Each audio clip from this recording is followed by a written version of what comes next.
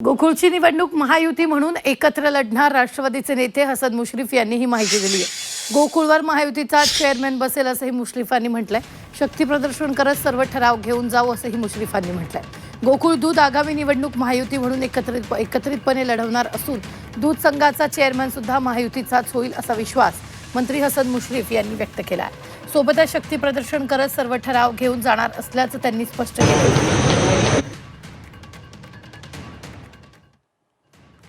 आम्ही महायुती म्हणून गोकुळची निवडणूक लढवणार आहोत, महायुती म्हणून ती जिंकणार आहोत आणि महायुतीचा चेअरमन आम्ही करणार आहोत। आता प्रत्येक पक्षाने म्हणजे तसं जनसुराज्य ठरवलं होतं, शिवसेना शिंदे गटाने ठरवलं होतं, राष्ट्रवादी काँग्रेस पक्षाने ठरवलं होतं की आपण एकत्रितपणानं आपले जे ठराव आहेत ते घेऊन जायचे।